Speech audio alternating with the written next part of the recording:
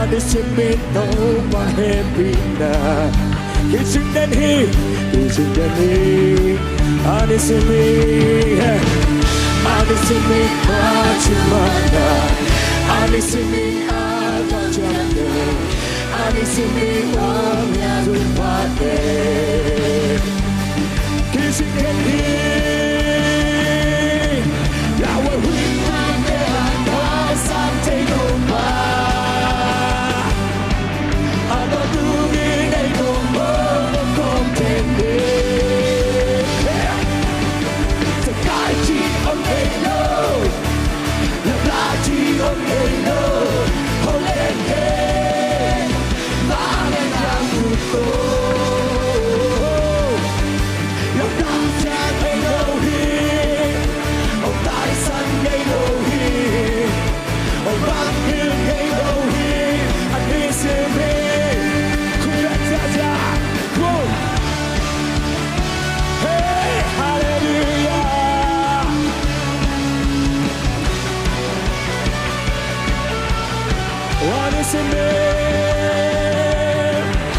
Anisimiento bahina Anisimiento bahina Anisimiento bahebina Kisindani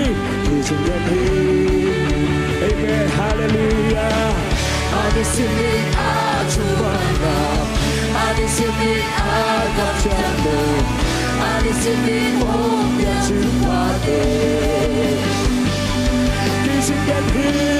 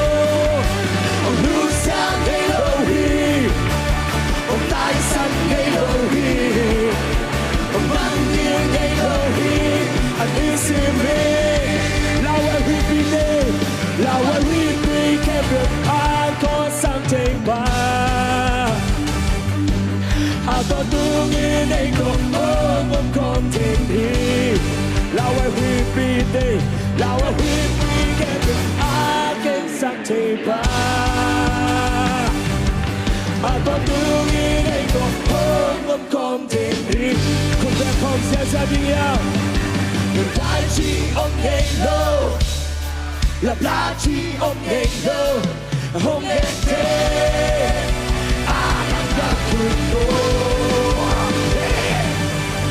Dai sang Elohim Dai sang Elohim Bakil Elohim Anisimi Kupeira Padre Konzazania Hallelujah Hallelujah Hallelujah. Itanizato hallelujah China to babato kombia kanditu. Hallelujah.